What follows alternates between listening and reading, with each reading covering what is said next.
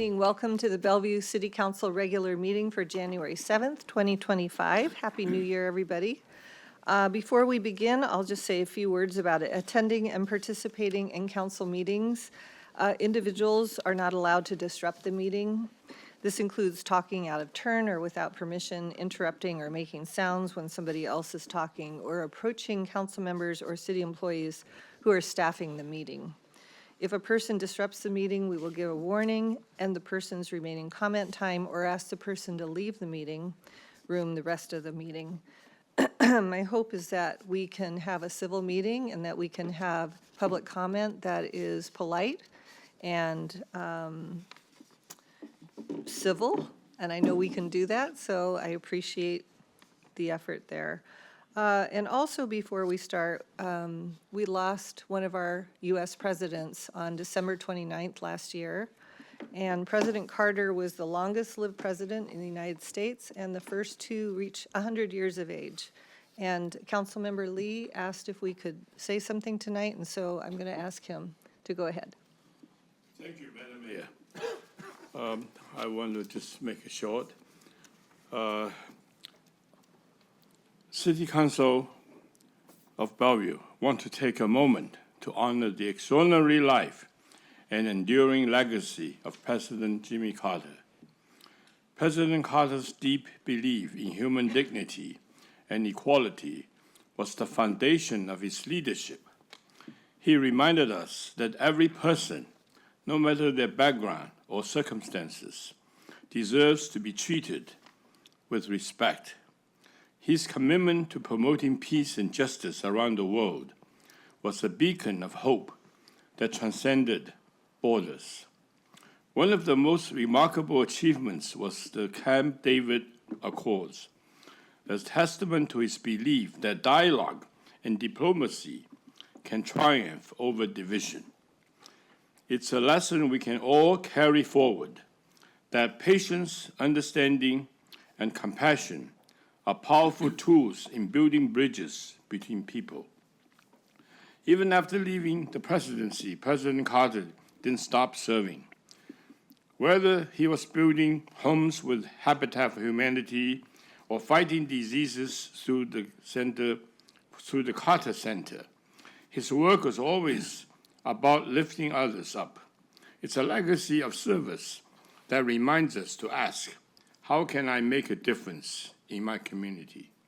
He showed us what it means to lead with heart, to put people first, to stay true to your values, even when it's not easy. His resilience in the face of challenges, both personal and professional, is a testament to his strength of character. Let us honor President Carter by striving to live with the same compassion, courage, and commitment to a better world. Thank you. Thank you, Councilmember Lee. Well said. Just to remind us that we have council members on screen tonight. She's coming in remote. And so, City Clerk, could you please do the roll call? Thank you. Mayor Robinson? Here. Deputy Mayor Malakoutin? Here. Councilmember Hamilton? Here. Councilmember Lee? Here. Councilmember Neuenhouse? Here. Councilmember Stokes? Here. And Councilmember Zahn. Councilmember Stokes, would you please lead us in the flag salute? Yes. I pledge allegiance to the flag of the United States of America and to the republic for which it stands, one nation, under God, indivisible, with liberty and justice for all. Do I have a motion to approve the agenda? I move to approve the agenda. Second. All those in favor say aye. Aye. Any opposed? Okay, we have oral communications. City Clerk, do we have anybody signed up for oral communications today? Yes, thank you, Mayor. We have 5 pre-registered speakers. So before I start calling names, I'll go over a few of the rules that the council has in place. So the total time for oral communications is not to exceed a period of 30 minutes, and all topics must relate to City of Bellevue government. People speaking to items on tonight's agenda will be called first, and then if time remains, people speaking to items not on tonight's agenda will be called. In both categories, the presiding officer is authorized to give preference to those who have not spoken to council within the last 60 days or who will be speaking on items that will come in front of the council within the next 60 days.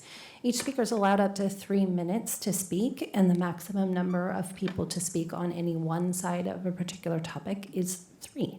So with that, the first speaker on our list is Mary Ellen Hunley.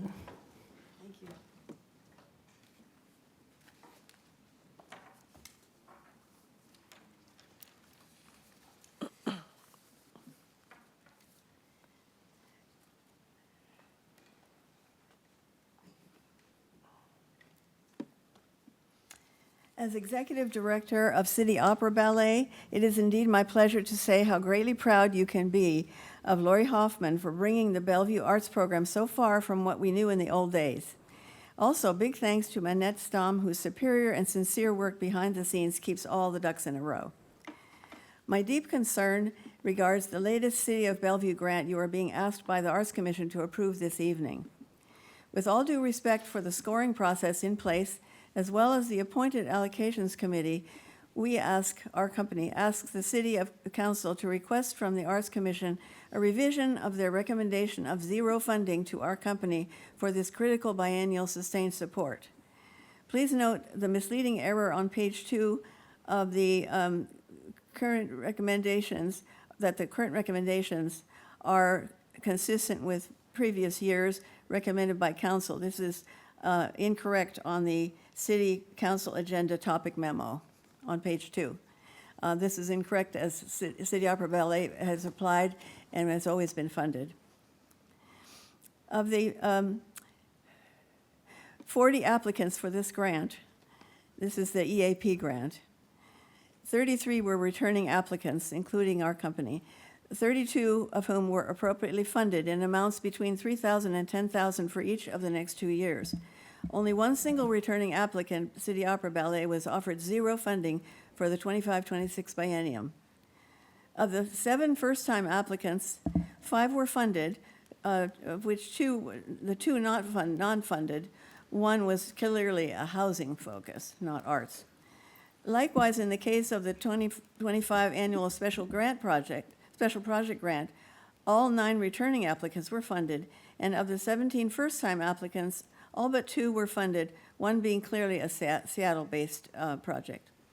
In summary, of all organizations not funded, all were first-time applicants except City Opera Ballet. This City of Bellevue sustained support is critical for survival, not just to cover required costs such as our liability insurance, but also as our endorsement from the city for us to request program funding from other sources for our projects, corporate grants, our programming, corporate grants, support from individuals, as well as state and federal funds.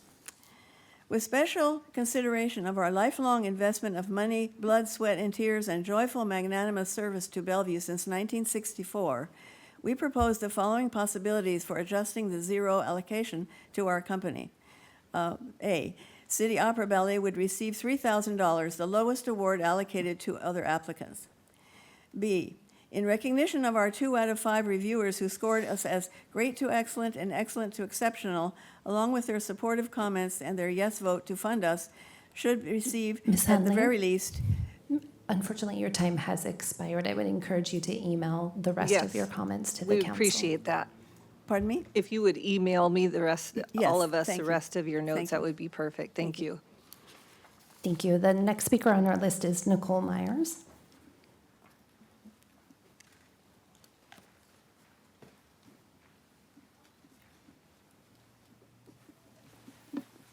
Hello. Thank you so much for giving me the opportunity to speak tonight.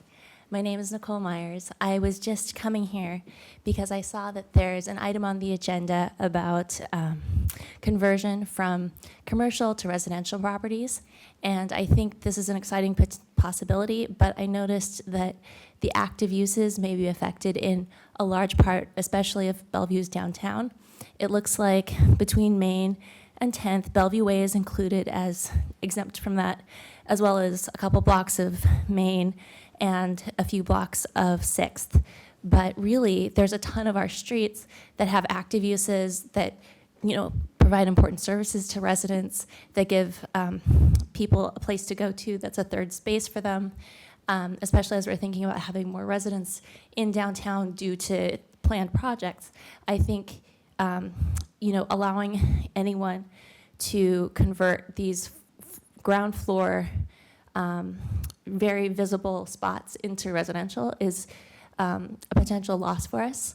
I looked at Seattle. They have a P zone that includes Pike, Main, Madison, Broadway, lots of cross streets. It's a relatively significant area, and I think that is what they say it's intensive pedestrian uses, and that is only requiring like 80% activation of their storefronts, whereas our right-of-way A and right-of-way B, right-of-way B requires 100% activation of like active spaces plus utility something. Anyway, so I think really we should count both our right-of-way A's and our right-of-way B's as major pedestrian corridors, but I want to make sure that we, straighten this out so that we don't potentially lose all those locations where, maybe the current climate doesn't support those third spaces, those restaurants, those businesses. But as we add more residents to Bellevue, especially in the downtown area, I think those are going to be really important resources for people. And I hope we can make sure that we retain those as part of the streetscape. Thank you very much. Thank you. Our next speaker is David Haas.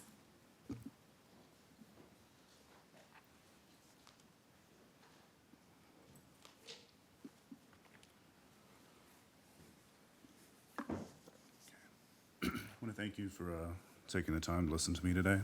So this is in regard to the new apartment building in Belle Red called Ondina that opened 4 months ago. I've been a resident for 3 months.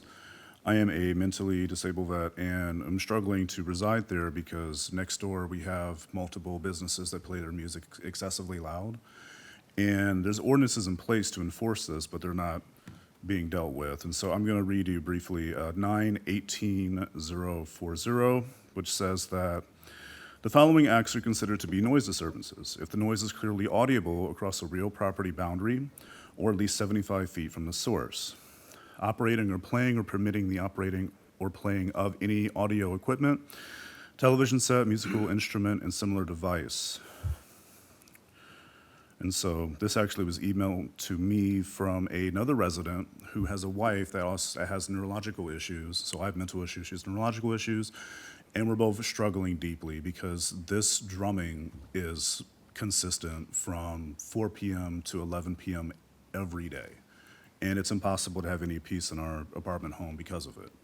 And we both have approached the city multiple times and had multiple discussions that we've gotten nowhere so far, and so that's why I'm here today, to bring it to your attention.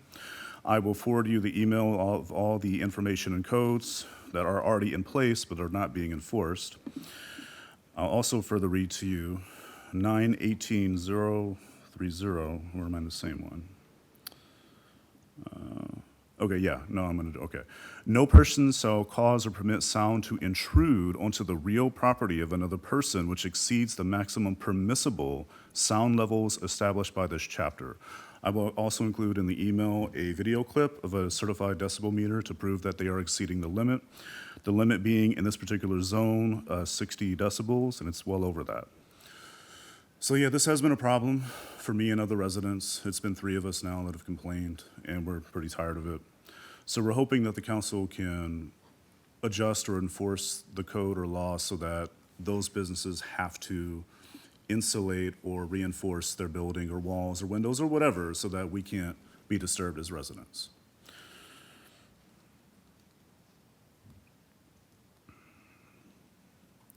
And lastly, there's the issue of a permit, which apparently from doing some research, it's unclear that they have one or not. But according to 9-18-045A, there needs to be a permit to operate sound amplification equipment, and it needs to be filed.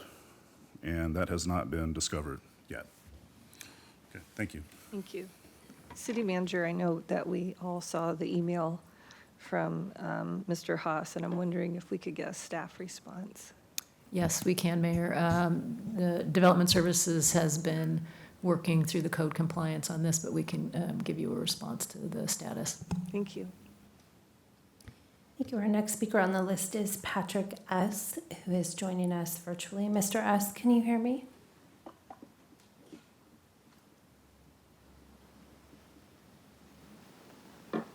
Mr. S., can you hear me? I see that you're unmuted, but we cannot hear you. Could you try to unmute one more time? Can you hear me? We can hear you now. Thank you. Your time begins. Okay. Okay. Thank you. Patrick Satyanathan, longtime resident of Bellevue, Northeast Crossroads area. My primary concern is safety concern is the Bellevue Police Department. I can handle criminals, but not these armed thugs. Let me state my thesis, hypothesis, or belief. It is that the Bellevue Police Department does not have a department policy. Why have I arrived at this belief?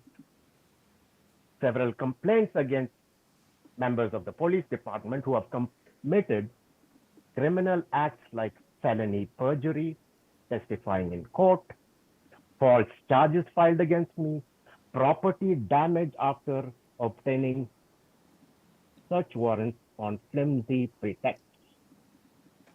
These armed thugs, let me repeat that. I did not misspeak. Armed legal thugs are my biggest safety concern. And the latest occurrence is in November, I was at the Crossroads Mall. Nice place, music, weekend evenings.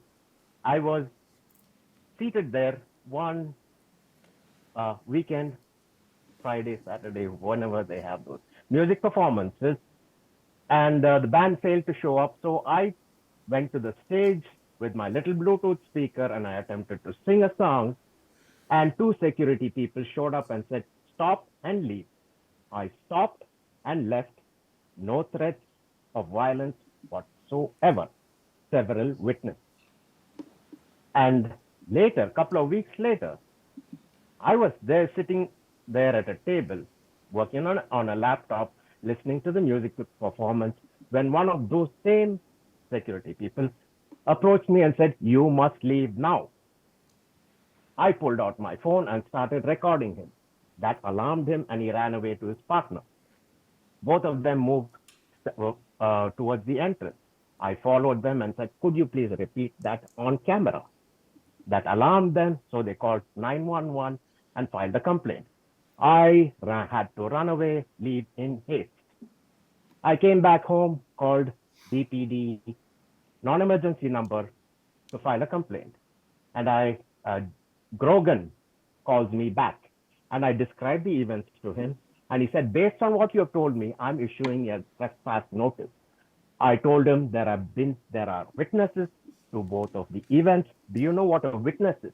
Mr. Satyanathan, your time has expired. I would encourage. Thank you. I would I would encourage. like the BPD to send me the copy of their department policy if one exists. My hypothesis. Thank you, Mr. Satyanathan. Okay, bye-bye. The next speaker on our list is Alex Zimmerman. Oh, hey. Yeah, my friend.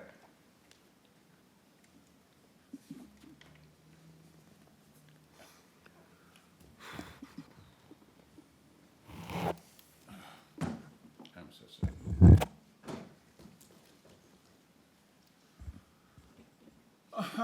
Sie Heil.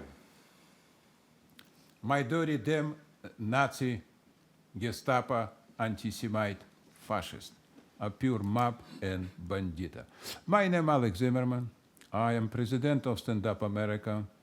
I support Trump for 10 years from 1915 in all my state and for election every year. and I candidate for Bellevue Council. Yeah, 20% vote for me. So this means I represent this 20% people. Yeah, it's a huge percentage, honestly. And I want talking something what has happened right now for last 6 years under Mayor Robinson controlling. You know what this means? The first what is I want to speak about something what is I have experienced for 35 years, is about Bellevue Police. So my experience with 35 years, I repeat this, with Bellevue Police, and I told you this story a year ago, so they acting like Gestapo. But right now I want to come to detail what is can be very important, because we need to understand why Bellevue policemen acting like Gestapo. I think they're more dangerous than Gestapo. There's political prosecution, you know what it means. It's very important. So I give you small example. Bellevue Police Commissioner have 4 meetings per year. 4 meetings per year, and people cannot present. So by definition, I don't understand. This is a real Gestapo principle. For example, in Seattle, Bellevue Police Commission have meeting every month, and I present almost in all of it. You know what it means? Yes. So when you cannot touch policemen inside, I'm you going don't- to interrupt you for just one moment for some clarification. City manager is the Bellevue Commission, Police Commission, under the purview of the Bellevue City Council. Mayor, I do not believe it is. Okay, so I'm going to ask you to talk about something that is under the purview of the Bellevue City Council. You have a minute left. You change rule right now. Rule talk about Bellevue business. Why you play this game? I don't understand purview. I not care about this. It's Bellevue business. It's policemen. It's very important point. Is they acting like a Gestapo? I will bring you this right now to you in every meeting. This not only about so they prosecute me 5 times. 2 times now. Trump prosecute only 4. You prosecute me 5. So I'm thinking a little bit better than Trump. This commission, like all commissions, supposed to be open to public. Why they don't doing this, and why you for 6 years don't change this? So this has nothing to do with the Bellevue City Council. You've got 20 seconds to talk about something that Ma'am, why Bellevue you City doing this? Council has It's a something to Bellevue do with. City business. I can speak about this. It's your rules for many years. This city business. Police is a big part of city business, and exactly under your control, like a Führer, they acting like a Gestapo. Each time they stay in here. Why they stay in here? Why policemen stay in here? Only for Alex Zimmerman? Thank you, Abram. Thank you.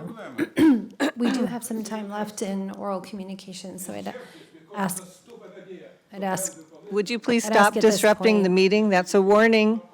Okay, I'm If going to there are any ask that he additional- leave, and this is official. for if there are disrupting any our additional meeting. speakers that would like to comment tonight, please raise your hand. That goes for those online as well. Okay. Mayor, I don't see any additional hands. I'll turn it back to you. Okay, thank you very much. So, okay, we're on to reports of boards and commissions, and we have our Bellevue Art Commission recommendations.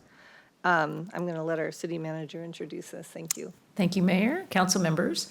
So for just over 20 years, City of Bellevue has offered community arts and culture grants as a way to ensure that our residents and visitors can experience innovative art and diverse cultural traditions. And the council does set the overall guidelines for these grants and approves the annual awards. The program is administered by our staff at the Arts Commission. So tonight we have our Arts Commission Chair, Lydia Aldridge, and our staff from Community Development, Lori Hoffman, our Arts and Creative Economy Manager, and Minette Stam, Program Analyst, our Arts Program Analyst.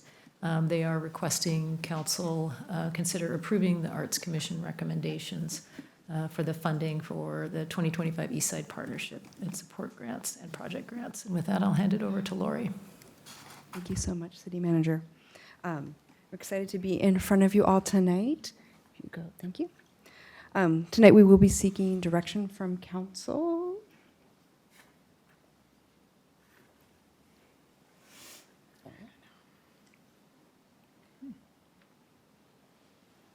So the majority. There.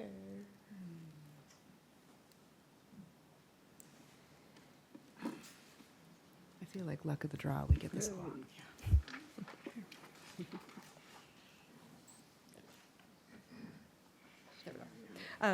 We're asking council to consider a motion to approve the Arts Commission's recommendations for the 2025 Eastside Arts Partnership Support and Project Grant applications.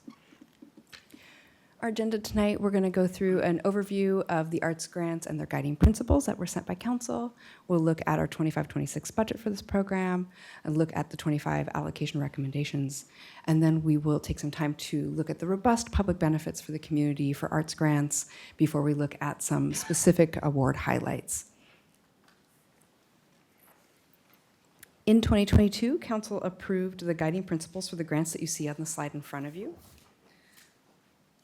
These principles informed the update to the arts grants that are reflected in the awards you see tonight, including adding 2 add-on grant opportunities for grantees addressing underserved communities and activating the Bellevue Arts District, the Eastside Arts Partnership that will have a now 2-year funding cycle with applicants applying every 2 years, and project grants that are preset at 3 levels so that our applicants have a better idea of what their final award would be. We also have throughout the process a streamlined program and application heavily informed by the feedback we receive from the arts community.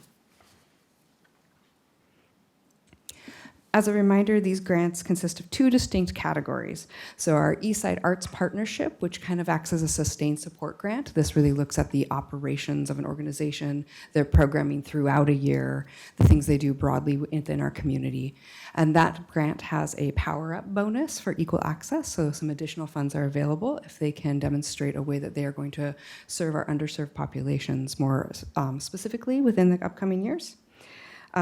They also have our project grants, which are 1-year grants for projects that have a discrete end and stop within the calendar year. So projects happening in 2025 for this instance. Project grants are awarded annually. Eastside Art Partnerships are awarded every other year. The process for 2025 awards, our applications opened in summer and early fall. The allocations committee met on November 17th to go through the applications after reviewing them for a month individually. The Arts Commission met on December 24th to recommend the allocations that you see in front of you, and we're coming to council tonight for final approval. And with that, I'll hand off to Minette. Thank you, Lori. So as Lori said, on December 4th, the Arts Commission allocated a budget of $350,000 for this year's program. This is a combination of general operating funds and a sustained support grant from Culture, which we will get into more later in the presentation.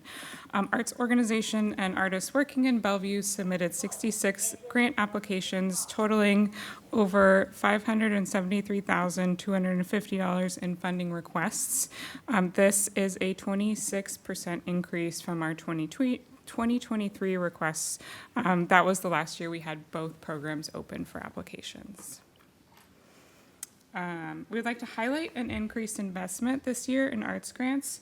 Overall, funding for the arts remains steady in the 2025-26 budget, but the changes in the way we budget general and CIP funds allowed for some more flexibility in how we use city funding in our community.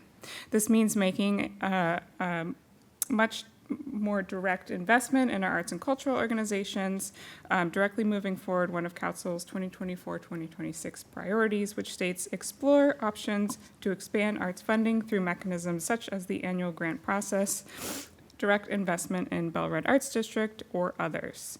The graph you see in front of you covers art grant funding from 2020 through today and includes the sources of funding. As you can see, primarily it is through the city's general fund.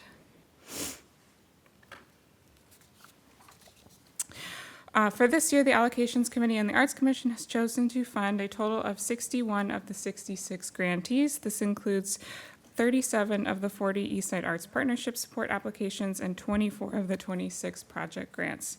For the 2 add-on grant opportunities, the Allocations Committee and Arts Commission has chosen to fund 4 Power Up for equal access grants and 3 Bellevue bonus grants. The recommendations in front of you and criteria for evaluation can be found in the packet, and the Arts Commission, just as a reminder, has approved these recommendations. As always, the public benefits offered will be impactful. We anticipate artists and arts groups funded by the city will serve over 1.6 million residents and visitors in 2025 through in-person and virtual programs, performances, cultural festivals, and arts education.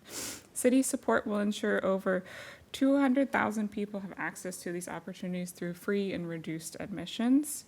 The arts and cultural organizations and projects will also support higher levels of creative civic engagement. An estimated 2,600 artists and 4,200 volunteers will have the opportunity to contribute their creative talents to Bellevue this year. Now I'd like to hand it over to the Chair of the Arts Commission, Lydia Aldridge. We're good. Right there. And then this one. So I'd like to just talk with you about a couple of the applications that were, recommended by the Arts Commission. And it's really exciting to sit both on the selection panel for these grants and on the commission. We highly recommend it for all our new coming arts commissioners because it's a real roadmap to what is happening in Bellevue and the tremendous diversity of arts organizations that are here. So, one example here is the Acme Foundation, which is a new EAP applicant. It focuses on Indian classical music and dance, and the recommended award is $6,000 for this organization. Yes.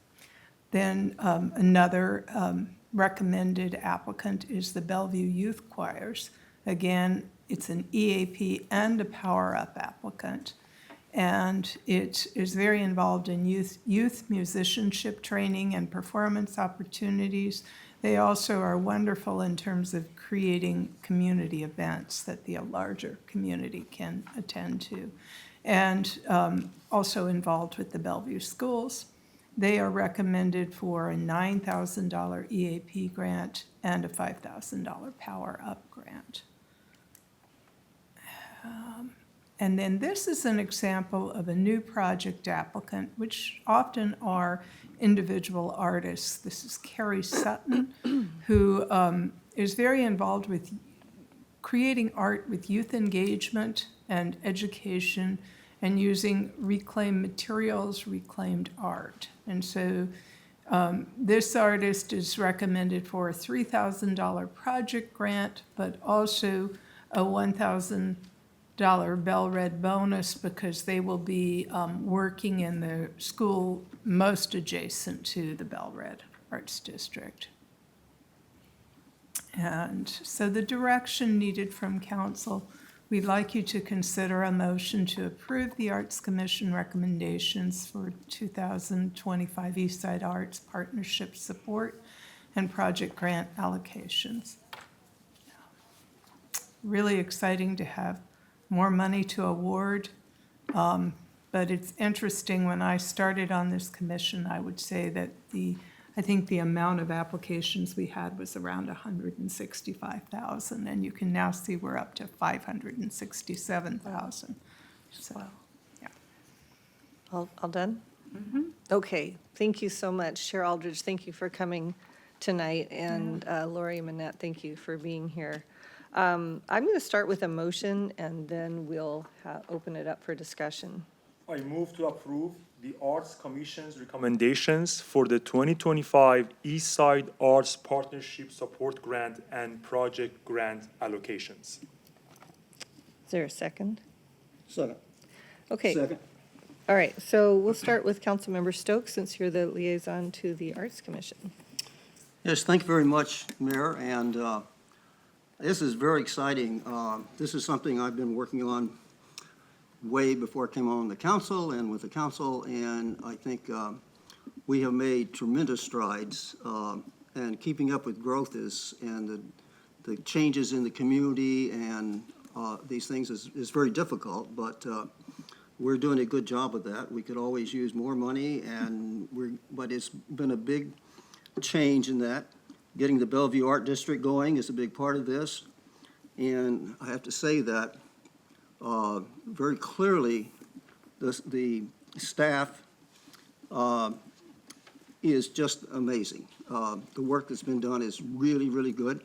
And the commission itself is staffed with people who are really care about Bellevue, really care about arts, and have great conversations and work with the community. And I've seen this grown from here to way up to here, and we're making good strides to keep up with the growth of the city, and that's very difficult, as everybody else knows, and all these other things we do too. But this has been actually a change in a sense, or an improvement in the whole process from times in the past. And it's getting more people involved in it, working together, and I think the community in Bellevue, people in Bellevue, really respect this and like to see this. So I'm just very, very, very pleased with this and ready to go vote for this and continue to working going in the future. And I think we're well in step with what the council, what the staff, what the community is doing, and very proud of our Arts Commission and people involved in it. So I think it's just an amazing piece of work. And if you go back and look at other times, this is a big change in a very positive way. So I'm very supportive of this and looking forward to us working together and working more, and we're doing this like with the Bell Red Arts District, working more directly with the community, which is very, very important. And that, again, gets more people involved in it, and it also helps people understand why we need more funding for these pieces going forward. So I think this is really the best presentation of overall work since I've been working with it for a long time. And I'm very pleased to say, let's vote this and work with it and keep going. So thank you very, very much, all of you. Great, thank you. Councilmember Lee? I support it. It's definitely necessary to encourage our community, especially the young people, to have them to develop appreciation for something that's very important to all of us. Thank you. Thank you. Councilmember Zahn? Yes, I support it as well. Okay, good. Councilmember Neuenhuis? Thank you, Mayor. Yeah, I support it as well. I want to thank Councilmember Stokes for his passion and leadership in this area for quite some time. Certainly, we're in a better place than we previously were in terms of budgets and supporting our arts community. So this is a great step forward, and we continue to need to support it. So I'm very much in favor. I want to thank the Arts Commission as well for their great work. Just a couple of quick questions that I just had, just so I understand the presentation correctly. You said 61 of the 66 were funded, correct? Mm-hmm. And of the 61, how many are Bellevue-based versus in other municipalities? That's a good question. It's not a requirement of this grant or either Yep, grant understand. program. I'm just curious I how would many are say Bellevue-based. Well over half of the EAP grantees are Bellevue-based. Whether or not that's like a physical location or where they do most of their programming. Okay. And then in terms of our artists, we don't typically ask where they are coming from as long as they're providing a service for Bellevue residents. And often that is then an event in Bellevue. Yeah. Okay. Although we can follow up with the specific for you. Yeah, that'd be great. Yeah. Thank you. Appreciate that. And then what was it on slide 10?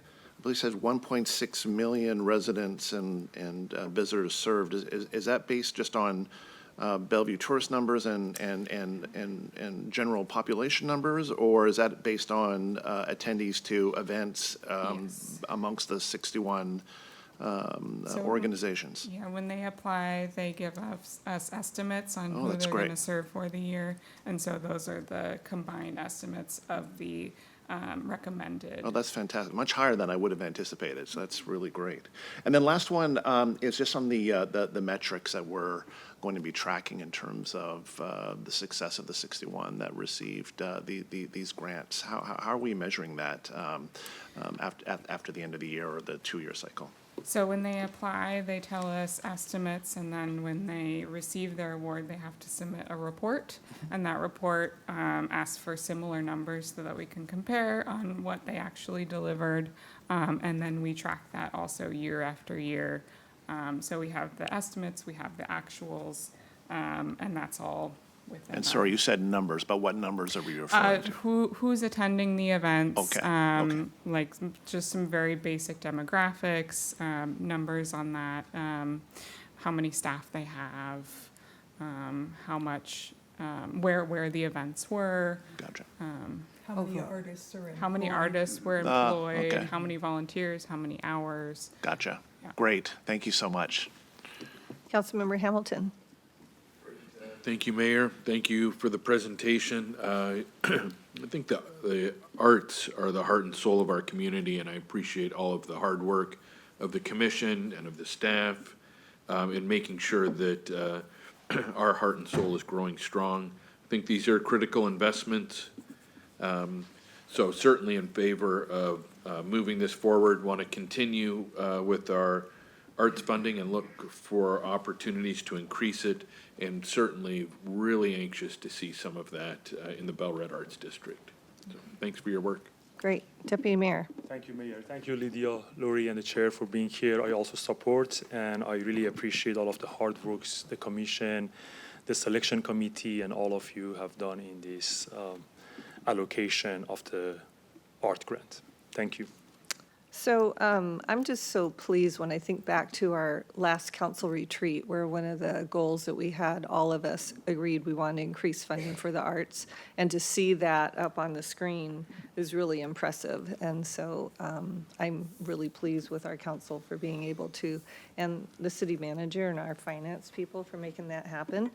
And now we're going to reap the benefits. So my question to you is, since this is funding a lot from city taxpayer funds, how do we get everybody knowledgeable about what the opportunities are to experience the arts?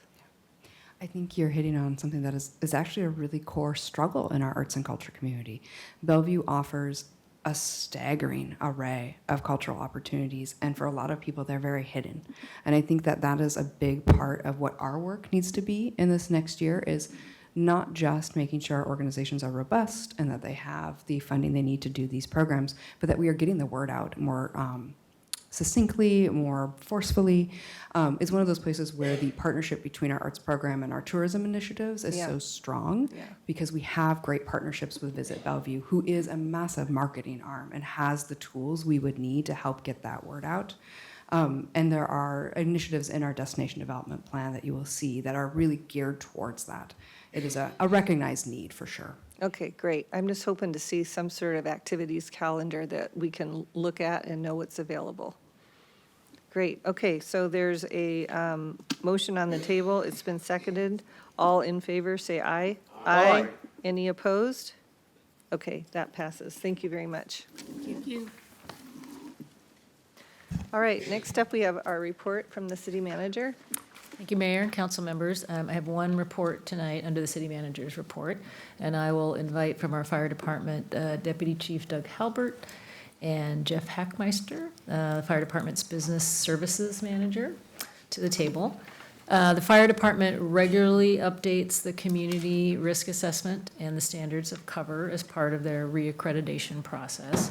And for this report out tonight, the deputy chief and Mr. Hackmeister will provide a pretty high-level overview of why we do the work, what the updates are of this work, and how we use it.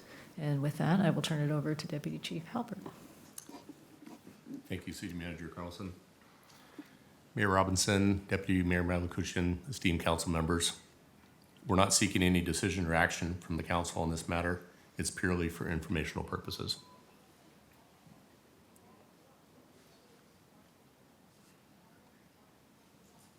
The fire department, along with many operational departments in the city who are accredited, are very thankful for your support. Part of our accreditation process is to regularly update our standards of cover and inform our community stakeholders of those updates. In the past, we have simply shared this document, but we feel this deserves a brief explanation of what this actually means to our department. In 2024, we underwent an update to all of our accreditation documents. We first completed an update to our Community Risk Assessment, or CRA, which was then used to update our Standards of Cover, or SOC. Regular updates ensure our emergency services align with the specific risks we face and the needs of our community, which overall enhances our safety and preparedness. The Center for Public Safety Excellence, or CPSE, is the agency that provides us with our accreditation process. The process compares national, state, and industrial standards to our current practices and gives us an idea of how we're holding up to those standards. Along with regular document updates, part of the overall process is a site visit every 5 years to verify that what we say we're doing, we're actually doing. This past November, we had our site visit. 4 site visitors representing CPSE came from across the United States and even Canada to review our policies, procedures, and accreditation documents and recommended us for reaccreditation. During their visit, we toured many of the known hazards in the community, including the Central Business District, the 2-Line, the transit-oriented development areas of the Bell Red Corridor and the Spring District, Crossroads, and the 405 corridor. These areas correspond to known hazards, and our coverage will change accordingly due to increasing call volumes, vehicular traffic, and population density. Also, during their visit, we experienced a bomb cyclone, and the team was able to witness our response to this type of event firsthand. Next April, we will appear before CPSC Commission to present our documents and, if all goes well, earn reaccreditation.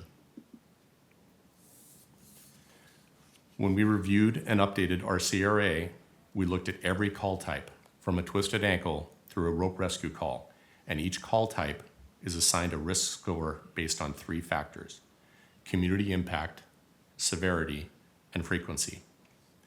In 2024, the CRA was updated to include factors such as Battalion 102, Engine 110, and the introduction of CCAT. Because there is a need for ongoing updates when changes occur, we will be updating our CRA SOC again in late 2025 as we transition to a new national reporting system known as NERIS, the National Emergency Response Information System. The CRA SOC aligns with the Council's strategic target areas under community safety and health.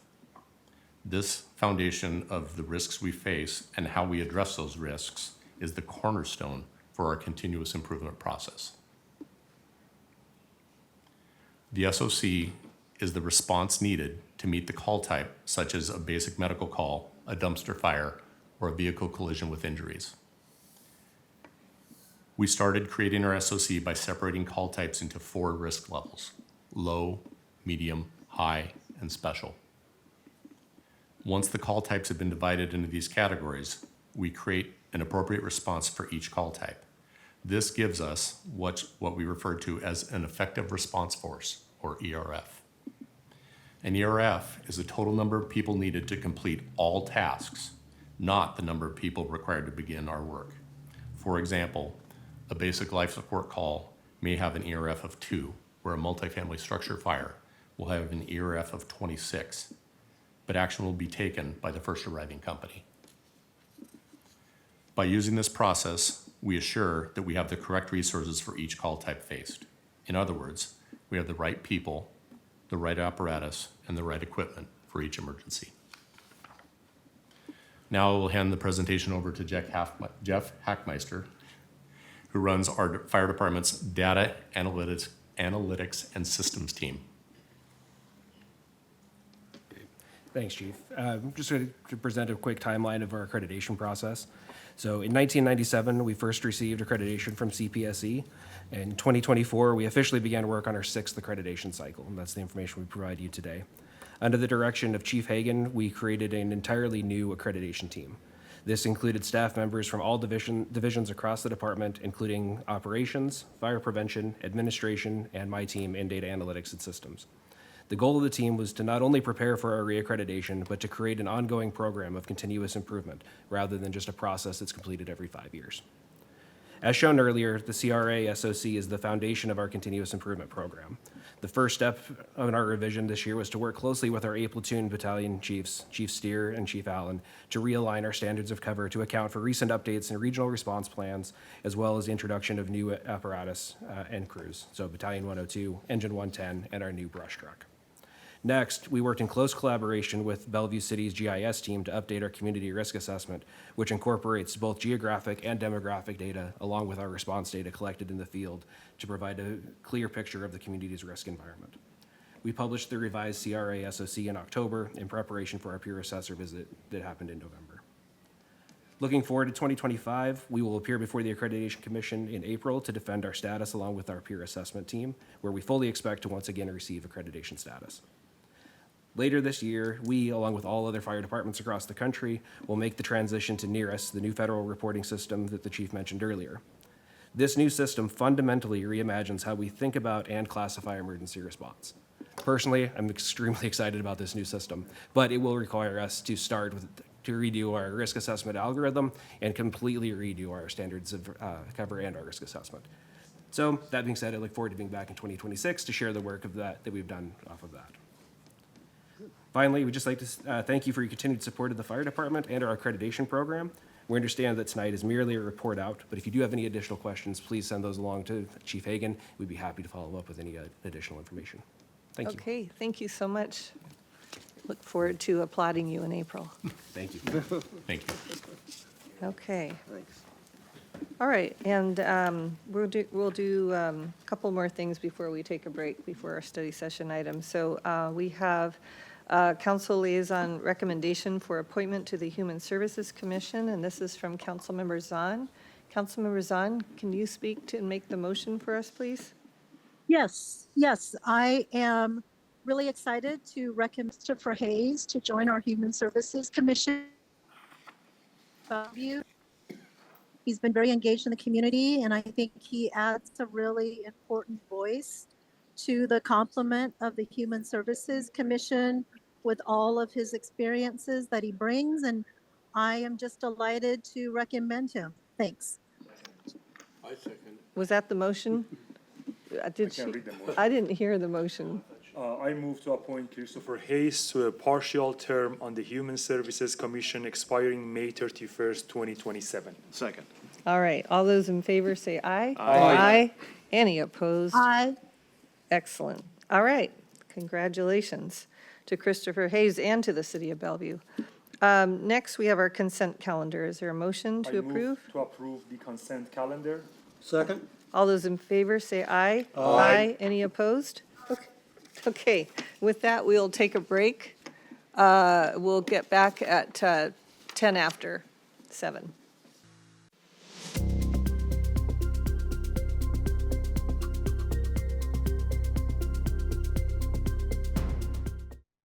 Chair Geppel, thank you for joining us tonight. City Manager, would you like to introduce the study session item? Thank you, Mayor and council member. So in 2023, the legislature passed legislation requiring cities to amend their codes to promote conversion of commercial or mixed-use buildings to residential uses and to increase the density. In July of this last year, the council initiated this land use code amendment and the Bellevue City Code amendments to comply with the legislation. And the Planning Commission took this on and held a hearing in October of 2024 to recommend approval of the Land Use Code Amendment in front of you tonight. And the staff will present the proposed amendments along with Planning Commission Chair Geppel to share their recommendations. So we have Nick Whipple, Code and Policy Director, and Matthew Menard, our Senior planner, and to give you the overview and to seek direction from the council tonight. With that, I will hand it off to Nick. Great. Thank you, City Manager Carlson, and good evening, Mayor, Deputy Mayor, and members of the council. So tonight we are here to share the Planning Commission recommendation on the proposed LUCA for residential conversion projects. And we are seeking direction from you all to prepare the Land Use Code Amendment and the Bellevue City Code Amendment for adoption at a future date on the consent calendar. So for tonight's presentation, we'll share a bit of background in terms of the council launch, some context, and then talk a bit about House Bill 1042, which is the state legislation in question tonight. And then Matthew will provide an overview of the recommended land use code amendment, and Chair Gilpole will go through the Planning Commission recommendation, and then we'll talk about our engagement that we've done on this code amendment. So for background and context, as was mentioned, House Bill 1042 was passed into law. This was a mandate to have cities amend their codes to encourage the conversion of commercial buildings into residential uses, encourage adding units to existing residential buildings as well, and then the deadline to adopt code updates is June 30th, 2025. And otherwise, the state law would go into effect. So the Land Use Code Amendment was initiated by City Council in July of 2024. And at that meeting, when you all initiated this, it was noted that housing is a high need in the city, and there was desire to further encourage these office to residential conversions as the Planning Commission began looking through potential code amendments. There was also interest in figuring out what further incentives could be developed as part of that process. So the baseline requirements in House Bill 1042, for one, the applicability of this is in all areas of the city that we allow for residential and commercial zoning, so our mixed-use districts. So we must allow for those districts to convert into residential uses. And the density, the minimum density is that we have to allow 50% greater density for residential in these districts. We cannot require additional parking when a commercial building is converting to residential, so we can't require additional parking for the residential use. We can't layer on additional permitting requirements or standards that are beyond what's required of a new building. And then we are limited in where we can require for ground floor commercial uses. The state provides some flexibility in defining a major pedestrian corridor. It's in those locations that we can say you've got to provide some ground floor commercial use. Otherwise, that's not a possibility. And then we also have to exempt projects from transportation concurrency study and SEPA review. And then, of course, cannot deny a project based on existing nonconformities. So with that as the baseline requirement, we'll have Matthew kind of talk about the land use code and Bellevue City Code objectives that we took into account. Thanks, Nick. So with this Land Use Code Amendment and Bellevue City Code Amendment, we are updating the code to be consistent with the new state law, and we want to ensure that we are consistent with those state laws as we update the code. We do also want to take into account what we heard from you at initiation, which is to address some of the other barriers to residential conversion and try to provide some incentives for those buildings to convert into residential development, especially some of the underutilized commercial buildings in the city. As Nick mentioned, any district that allows for both commercial and residential uses is eligible for this code update. An existing building as defined by state code is one that received a certificate of occupancy greater than 3 years ago. So basically a building that was fully completed more than 3 years ago. It does not allow for horizontal expansions of the building. We have provided in the code some flexibility of up to 5% of the floor area to provide for necessary additions. So that's going to be something like accessibility requirements, so something like a wheelchair ramp, some energy code or fire code requirements that may be required, something like an egress staircase, or some sort of other requirements that would be required to make sure that this building meets code as it transitions to a residential use from a different use. We're also not allowing any vertical additions to the building other than a single-story residential penthouse or residential amenity. We did a lot of outreach with this project, and what we heard from developers that had developed these buildings elsewhere is that that could really sweeten the pot for them and provide a great incentive if the existing building could support that additional story on the roof. So not all buildings can support an additional story, but for those that can, this can really try to make up some of that funding gap, which I'll speak to a little bit later. So for the recommended code amendment, specifically the land use code amendment, we are consistent with the state bill in requiring that they maintain existing parking, but not requiring additional parking for residential uses. These buildings are exempt from exterior design requirements, which is also consistent with the state bill. We have gone beyond the state bill and exempting them from all dimensional standards. Through the Planning Commission process, we had public comment asking to eliminate the 50% density increase and just allow the units to fill the full building. So there's no limit on density within that existing shell of the building. So that does go beyond the state bill. So these structures are exempt from all of the dimensional requirements in the land use code amendment or in the land use code to ensure that the full interior space of that building can be utilized when it's converted.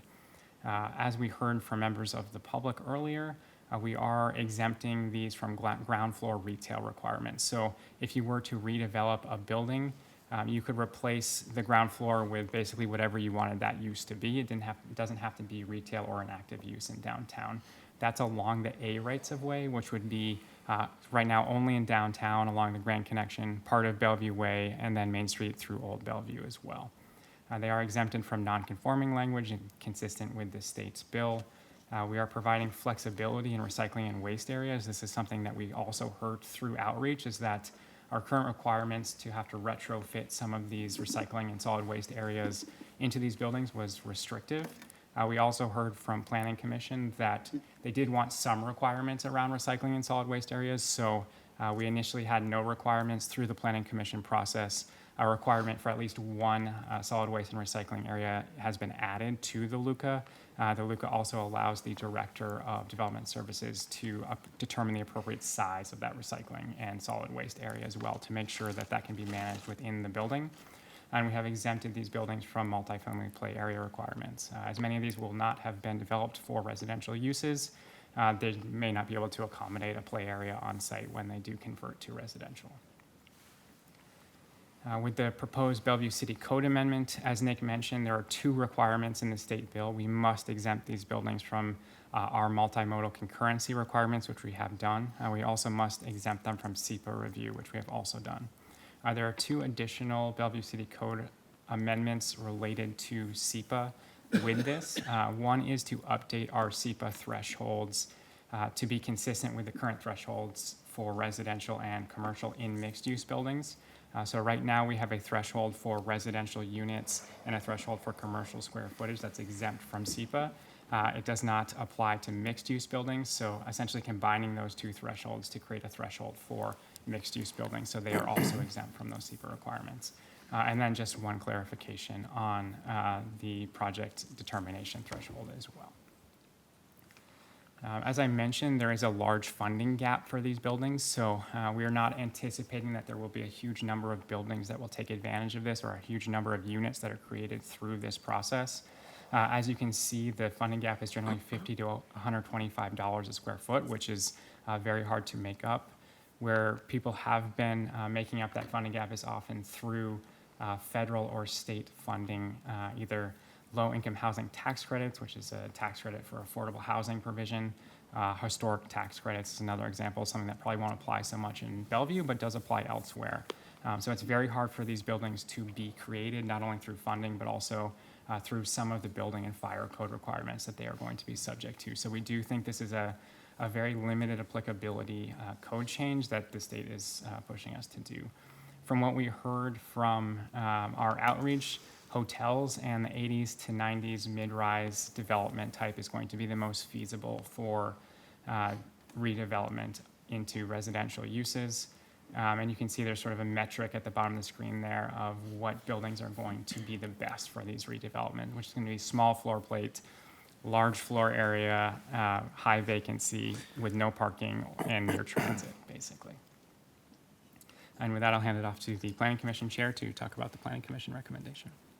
Great. Thank you, Nick and Matthew. Good evening, Mayor Robinson, Deputy Mayor Malakuchian, and members of council. So the Planning Commission held a study session first on September 25th, 2024, and then we had a public hearing on October 23rd, 2024. I think as you saw from tonight, city staff did an excellent job in providing us with background and information on the LUCA. And, you know, the commission acknowledged during that process that the LUCA would have probably limited impact toward our overall, affordable housing goals, but nonetheless, it's an important action to take to assist property owners in converting underutilized office space into housing. It's one tool in the overall toolbox. The commission heard broad community support for the proposed land use code amendment, and we received public input advocating for unlimited density within the existing building shell, something that's in the final LUCA that's recommended here, and allowing buildings within critical areas to be included in the scope of the LUCA as well. The initial draft of the LUCA capped density increases to 50% of the existing floor area, consistent with the state mandate, and excluded existing buildings constructed in critical areas. The commission also discussed concerns about ensuring adequate space for garbage and recycling areas in redeveloped buildings and potential impacts on critical areas from the conversion.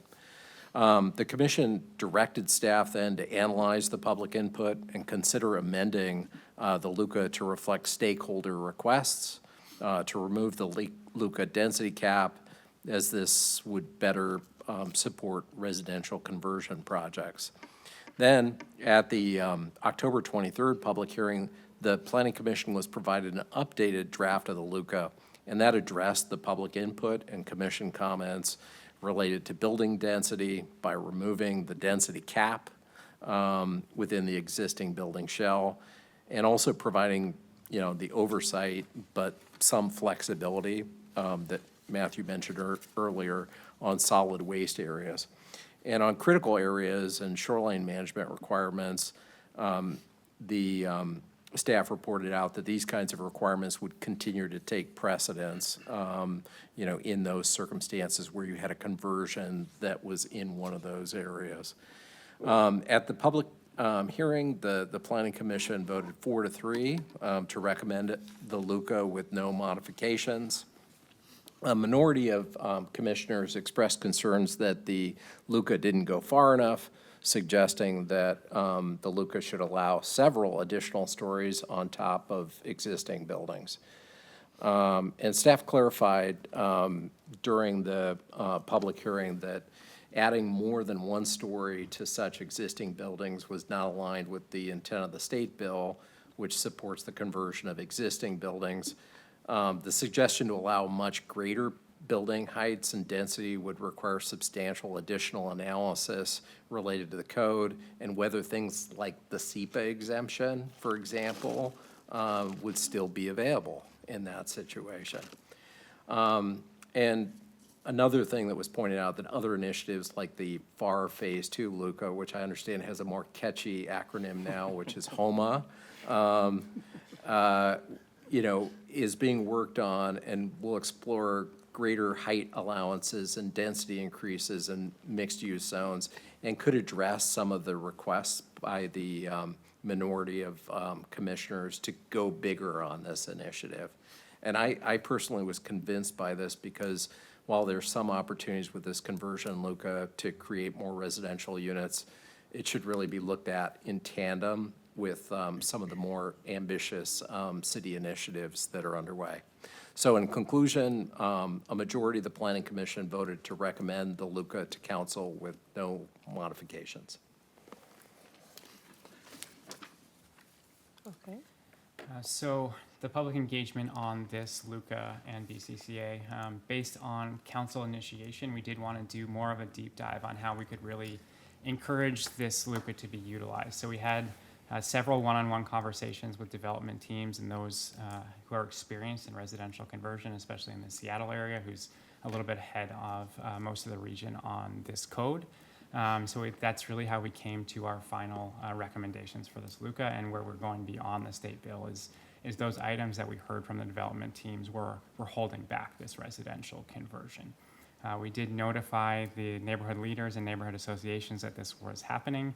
We have not seen a lot of interest in this LUCA from the general public. We presented this to the Bellevue Development Committee as well to make sure we got their input on the LUCA, and we always maintain an online presence with a web page which provides information on the Luca and BCCA, as well as our contact information for people to ask us questions or give us comments. It was also provided to the general public in the summer DSD newsletter, so a very broad reaching newsletter. The process for this has been mentioned. We did launch in July of 2024. We had a Planning Commission study session in September. The Planning Commission public hearing as required was in October. Planning Commission did make that recommendation to approve this with no modifications. We are at a City Council study session right now, and we would prefer to have action on the consent agenda if possible at a later date. We do know that Council is extraordinarily busy this spring, so hopefully trying to avoid some of that congestion that you have by putting this on the consent agenda. Okay. And with that, Mayor, I will hand it back to you. Okay, thank you. Great presentation, Chair Geppel. Thank you. You make me really appreciate our Planning Commission because I think about all that you had to discuss and think about, and I'm glad you did it for us, so thank you. Let's start with our Deputy Mayor, who's the liaison to the Planning Commission. Thank you, Mayor. Like you, I also appreciate the Planning Commission. Nick and Matthew, thank you so much for a great presentation. Chair, thank you for being here and giving us the result of your 2 study session and public hearing that you had on this topic. Also, I wanted to thank the whole Planning Commission and everything that they do. This is an state mandate, as you all mentioned, so is trying to address the growing need of housing that we all agree, and also accommodate a decrease in demand for office space and commercial needs. And I'm pleased that the collaboration and all of those study session and public hearing between the community, staff, and Planning Commission make us to go even above the state mandate. And now we are being even more flexible than what the mandate was, that hopefully we can see more of this type of conversion. My first question is, Matthew, just guesstimate how many, as of this moment, you believe we are going to see this conversion happen from office, commercial to housing? Yeah, so I will say it is just a guesstimate. When Seattle did their code amendments, which are relatively similar to our code amendments, they were estimating they'd have likely 12 conversions in the next 7 years in their downtown area. So if we were looking, it's a city the size of Bellevue, which is significantly smaller than Seattle, we're probably looking at less than 5 conversions. We have heard some desire from certain development groups to convert some buildings. We have not heard desire for a commercial to residential building, so to speak. We've heard desire for a conversion from a hotel to residential, and then potentially a conversion of some senior housing to higher density residential as well. So we do anticipate there will be very few buildings in the long run that do convert from commercial to residential. It's just it's a very difficult process with the differences between how both buildings are built. Thank you. I also agree with Chair Gopal that this is one tool to address the housing needs, and there is a good balance here that we are following the state mandate. We are doing as best as we can to promote this kind of conversion, but anything more than what we already offered is going to be, we should use different tools out of all of the tools that we have. So I am in support, and again, thank you so much for all of the efforts that you guys put in this, Luca. Thank you, Mayor. Okay, Councilmember Neuenhuis. Yeah, I too want to thank staff and Chair Gopal and the commission for all the great work here. I'll admit I'm not a fan of state mandates, but this one might be just a little easier to move forward on this, because it sounds like the impact is just going to be rather small, just because of the expense to convert these buildings. It'll be very, very challenging.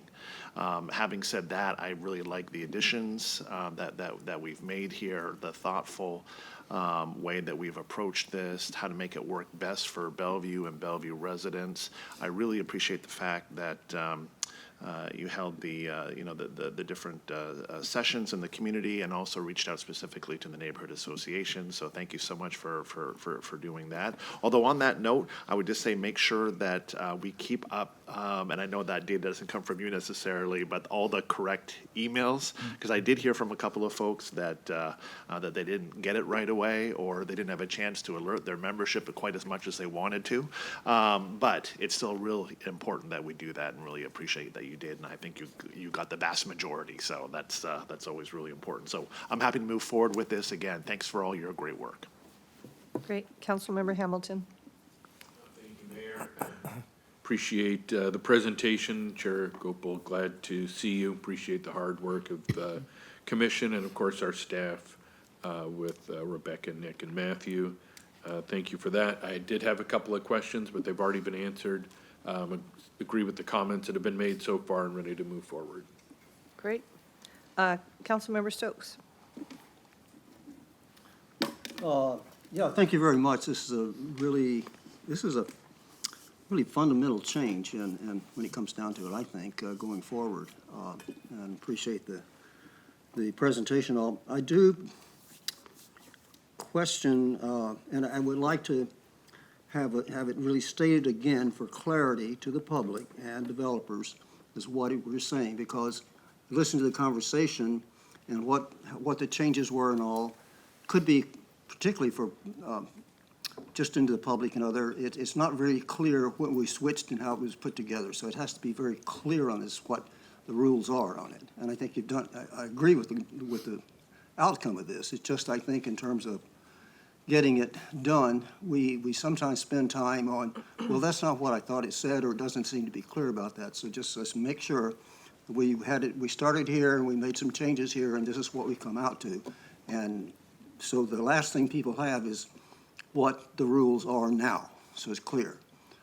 Because the conversation is kind of when we went, when you're involved in it, you kind of go along, what was the plan and where the changes were. So when we get out in it, I think that'll help us a lot. I agree with it. I do want to make a point. I think I see this as, if it's applied correctly, if we get out there and really work on it and get people to understand it, I think we'll, in the long run, we'll have a lot more development.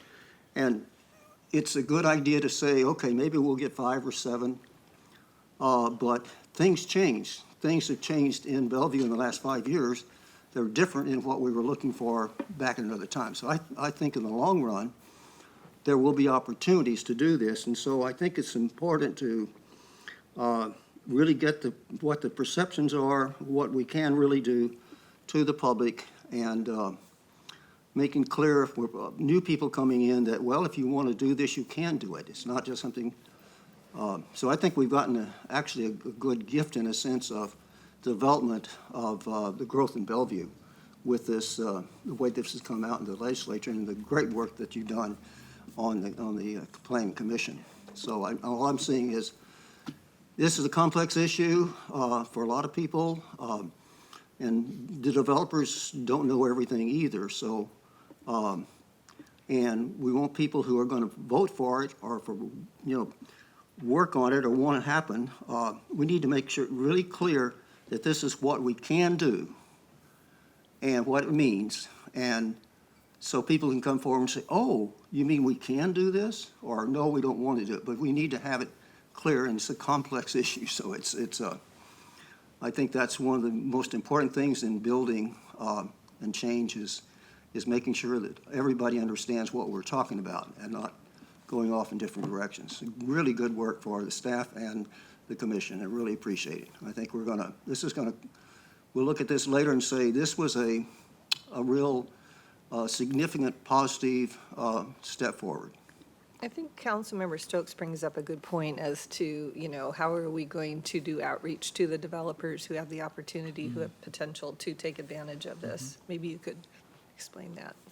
Yeah, it's great. It's kind of similar to the art comments where we can start to build out really great tools, but if people aren't aware that these tools are now available, we're not going to see those get used. So we will be sure to provide some outreach in the implementation phase if the action here is to adopt the ordinance, and make sure that the folks that we've engaged with through the development of the code are also aware that this is now in effect if that's the decision that's made. And then we'll think about other ways that we can start to make people aware that this is a possibility to apply for these conversions. Good. I'm good, thanks. Okay, Councilmember Lee. Thank you. I'm not a fan of state mandate also, but I believe, however, I understand, we agree with the intention. It's a good intention. We want to be able to convert commercial property to residential property.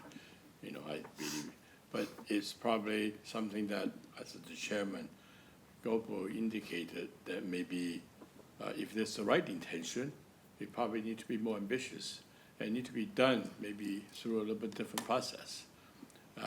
Because as you described, based on what you have done, the response may not be very good. You mentioned 5 properties, maybe, the most.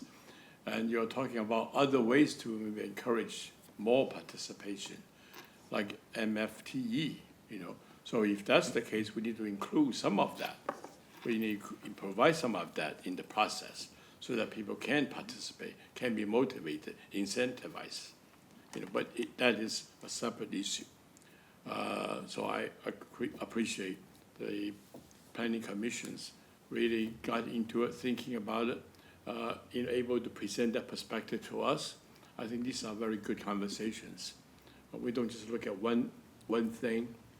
We need to look at the overall picture as to what is the purpose, what's the intention, what's really good for Bellevue, and we're responding to one thing, the STEM mandate, but maybe there are other ways to do this.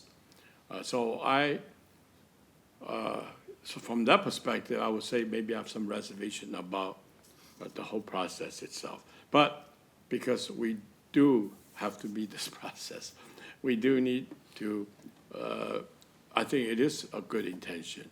I would not object to it. I would say, yeah, that's the best we can do.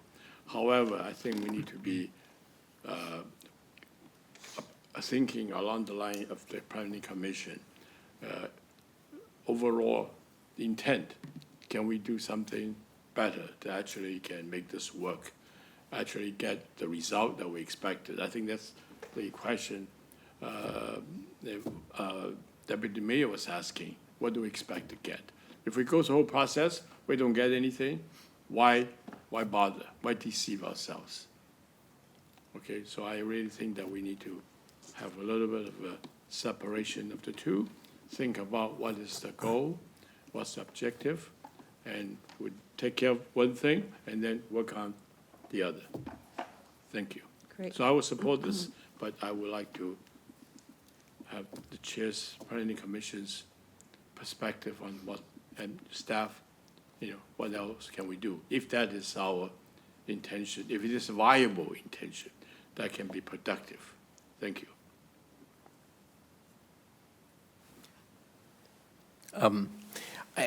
I think that's a good comment. I think it aligns with what we were thinking about on the commission too, because, we view this, Luca, really as one tool for achieving the objectives that the city of Bellevue wants to achieve from an affordable housing standpoint.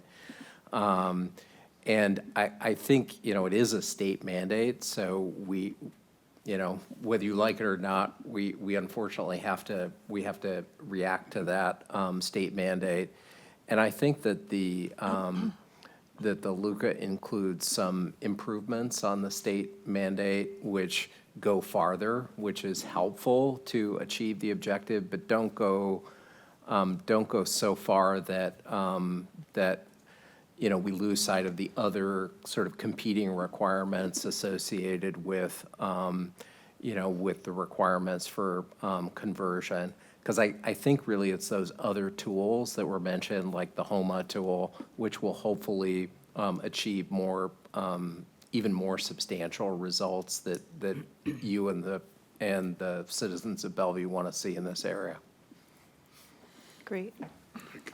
And I think when we start talking about existing building redevelopment, it's always going to be extremely challenging to redevelop an existing building. Where we started talking about with the Planning Commission is more than sort of redeveloping an existing building, it's adding on to that existing building, and that's how you sort of make that feasibility. So when we are sort of staying within the sideboards of that, we're redeveloping existing buildings, and how can we encourage that redevelopment of those existing buildings, regardless of what we do. And I think we've been pretty aggressive with what we've attempted to do here to encourage that redevelopment. It's going to be extremely challenging regardless of what we do, just because of certain things that are out of our control, such as building and fire codes, which make it very difficult to convert these buildings. An office building is just not built to be a residential development either. So things like having to put a bathroom in every single unit, where you may have one central block of bathrooms in an office building, is very difficult to retrofit. So redeveloping existing buildings, no matter what we do, is always going to have a very limited ceiling. Okay, great. Thank you. Councilmember Zahn. Yes, thank you. So my question, or actually I want to say that I really appreciate the work of going above and beyond just the minimum for something that we think it makes the most sense from a practical matter standpoint. I guess my question would be on the motel hotel conversions. Is that something you mentioned we would probably need some kind of subsidy? Is 1590 money a potential source if there was a developer that wanted to do something like that, where we could look at a partnership?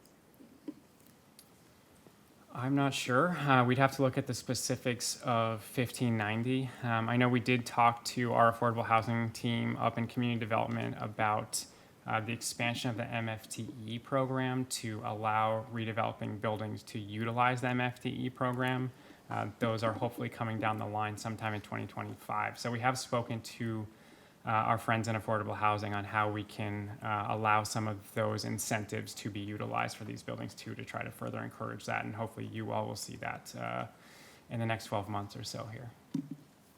Great. Thank you. So two things. One, since forever, I've been excited about the possibility of Bellefield Office Park turning into housing. I think it would be amazing, especially if it was like active senior housing, because we really don't have a lot to choose from. So I'm really interested to know how we might encourage some kind of affordability for that, if that were to happen. I also think that, typically with housing, you don't want to have that big of a floor plate without any windows in the middle. But I do think that when people downsize, everybody needs storage. So to have like on-site storage in the center of a building could be a real plus. So I hope people consider that. Also, Kelsey Creek Plaza, I know they have offices on the second floor. So it seems like technically they would be able to utilize this opportunity. But then we also have the land use code for the shopping centers. So can you tell me how those correlate, or do they? Yeah, so they would be able to take advantage. I spoke specifically to Bellefield, their developers, but I've also spoken to Kelsey Creek through the HOMA process. A lot of these developments are looking for extra stories and extra floor area to make the developments viable. As we talked about with this, there's a big gap between that affordability. So it's probably more applicable to the HOMA, Luca, when we're going to start seeing those areas redevelop or have that possibility of redeveloping. With HOMA, we are certainly going to propose some sort of affordable housing program, whether that's a requirement or a voluntary program, we're not sure yet. So we are certainly aiming to get affordable housing out of those when they redevelop, most likely through the HOMA amendments rather than this specific amendment. Okay, great. Well, I'm anxious to hear more about how we can combine affordable housing opportunities with this type of an opportunity without making it something people don't want to do. Okay, so let's go ahead and make a motion for consent. I move to direct staff to finalize the Land Use Code Amendment and Bellevue City Code Amendment ordinance for final action as part of the consent agenda at a future meeting. Second. All those in favor say aye. Aye. Any opposed? Okay, great. Thank you. I really appreciate the concise and very sophisticated discussions tonight. We got a lot done. We will get together next week on the 14th, and so until then, the meeting's adjourned.